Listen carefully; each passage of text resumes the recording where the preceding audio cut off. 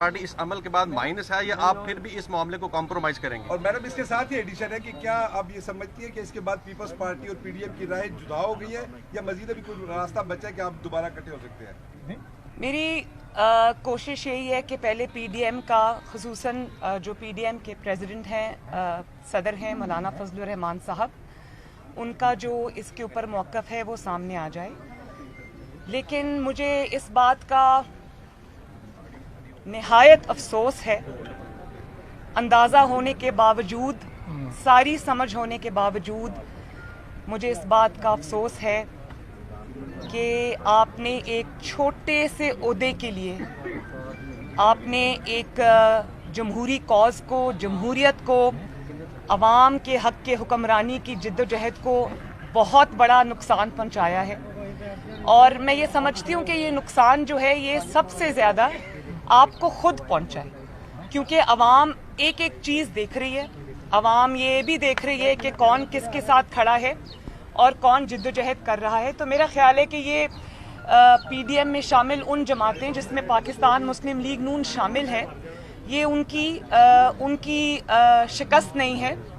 یہ میں سمجھتی ہوں کہ یہ ان لوگوں کی شکست ہے جنہوں نے اپنے اصولوں کی قربانی دی ایک چھوٹے سے مقصد کے لیے یا ایک چھوٹے سے عہدے کے لیے. آپ مجھے بتائیں کہ لیڈر آف دی اپوزیشن کیا عہدہ ہے بھائی؟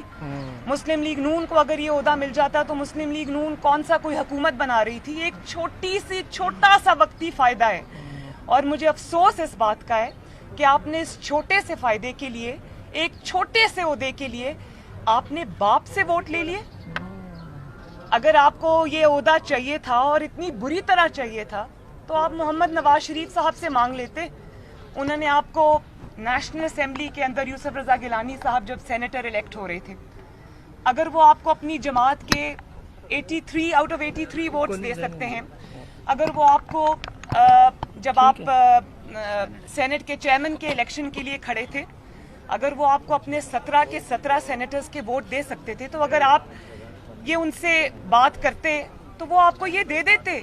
اس کے لیے آپ نے باپ سے ووٹ لے لیے، اور وہ والے باپ سے ووٹ لے لیے جو اپنے باپ کی اجازت کے بغیر کسی کا ساتھ نہیں دیتا. یہ میرے ساتھ ہمارے امیدوار کھڑے ہیں، مسلم لیگ نون کے جو اپوزیشن کے امیدوار تھے، لیڈر آف دی اپوزیشن کے طارڑ صاحب، یہ گواہ ہیں اس بات کے. ان کو سنجرانی صاحب نے فون کیا 5-6 دن پہلے اور انہوں نے کہا سائیں بتائیے اگر آپ کو ضرورت ہو تو میں نے 3-4 ووٹ باپ پارٹی کے رکھے ہیں، میں آپ کو دے دوں گا.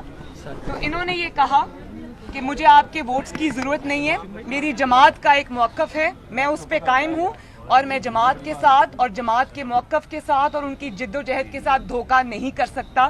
پی ڈی ایم کے فیصلے کے ساتھ میں دھوکہ نہیں کر سکتا. اچھا میڈم، اور پہلی دفعہ میں نے یہ دیکھا پاکستان کی 73 سال کی ہسٹری میں، اور دنیا میں شاید یہ پہلی مثال ہے کہ لیڈر آف دی اپوزیشن جو ہے وہ حکومتی ارکان جو ہیں وہ اس کو الیکٹ کر رہے ہیں، بلکہ سلیکٹ کر رہے ہیں. کبھی دیکھا لیڈر آف دی اپوزیشن کے لیے؟ تو اپوزیشن اپنا کاغذات جمع کراتی ہے نا، اپوزیشن ووٹ کرتی ہے، اپوزیشن اپنے جمع کراتی ہے.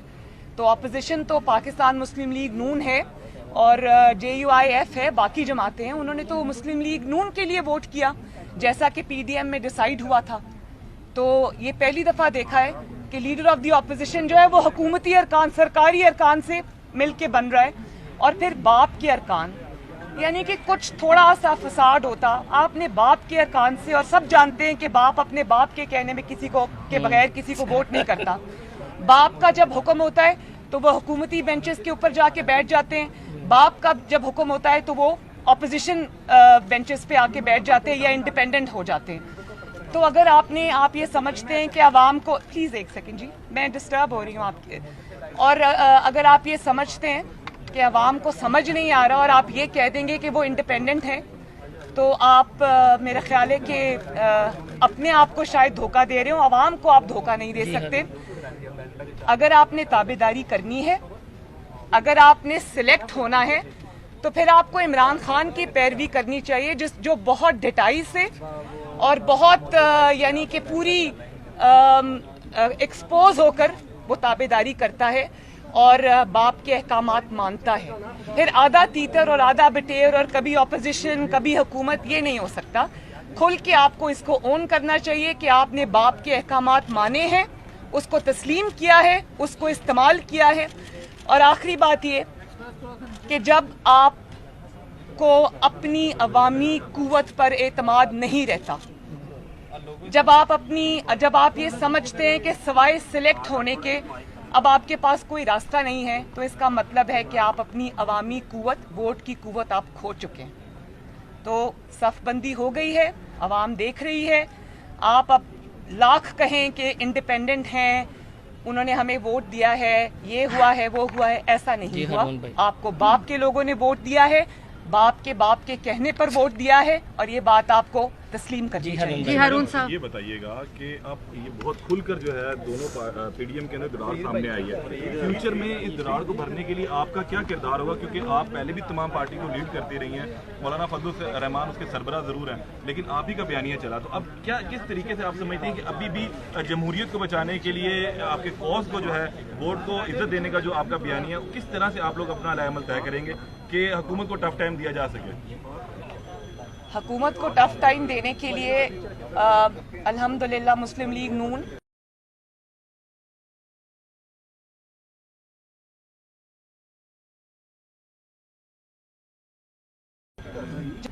اور ظاہر ہے عوامی طاقت جن کے ساتھ ہے وہ عوام پر بھروسہ کرتے ہیں، وہ جمہوری اقدار پر بھروسہ کرتے ہیں، وہ بیچ میں ڈیل کر کے نکل نہیں جاتے.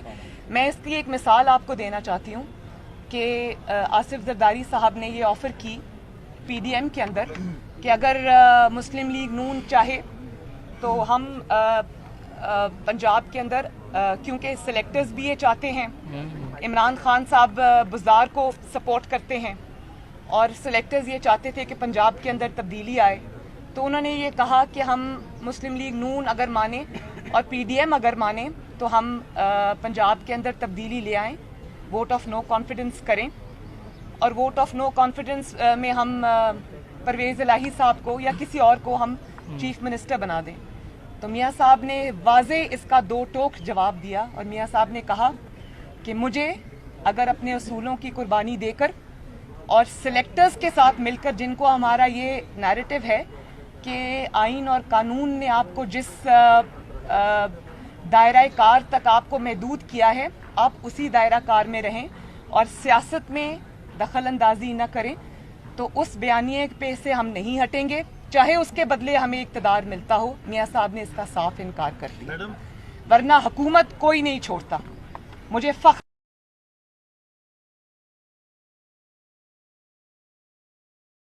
ہے اس بات کا جو اس وقت جو ہے وہ جمہوریت کے ساتھ کھڑے ہیں اور جمہوریت کے لیے جدوجہد بھی کرنے کو تیار ہیں. آپ نے دیکھا کہ جب نیب نے مجھے ایک سیاسی نوٹس دیا، میری زبان بندی کی کوشش کی، کس طرح جمہوری جماعتوں نے اور خصوصاً پاکستان مسلم لیگ نون کے ورکر نے کس طرح اس سیاسی نوٹس کا نوٹس لیا اور اس کو روکا، سیاسی پیشی کو، سیاسی ایک اٹیک کو انہوں نے روکا، ساتھ کھڑے ہوئے. مجھے بڑی خوشی ہے اس بات کی، اور یہ جو بائی الیکشنز میں فیصلے آ رہے ہیں وہ اس بات کا مظہر ہے، اس بات کا ایک بہت منہ بولتا ثبوت ہے کہ عوام کہاں کھڑی ہے. میڈم، پی ڈی ایم اور حکومت اور پیپلز پارٹی کے جو معاملات تو سارے چل رہے ہیں، ان سارے معاملات میں ایک چیز جو مس ہو رہی ہے، سابق صدر پرویز مشرف کے خلاف جو فیصلہ آیا، نہ پی ڈی ایم اس حوالے سے کوئی بات کر رہی ہے، نہ اپیل کی بات کر رہی ہے، نہ ان کی سزا کی بات ہو رہی ہے.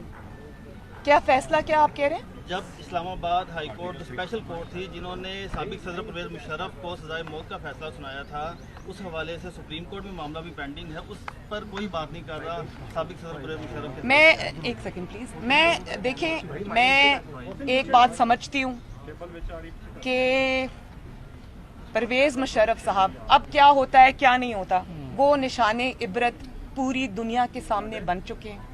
ان کو پھانسی کی سزائے موت کی سزا ہو گئی ہے، اور اب وہ سزا سے بھاگیں گے جو بھی ہوگا، لیکن ایک ہمیشہ کے لیے ایک مثال قائم ہو گئی ہے. چاہے آپ نے جسٹس وقار صاحب کو، وہ اللہ تعالیٰ کو اب پیارے ہو چکے ہیں، ان کی عدالت ہی آپ نے صفحہ ہستی سے مٹا دی، لیکن وہ فیصلہ سٹینڈ کرتا ہے. وہ پرویز مشرف کے خلاف فیصلہ نہیں ہے، وہ ہر ماضی میں اس شخص کے خلاف فیصلہ ہے جس نے جمہوریت پہ شب خون مارنے کی کوشش کی.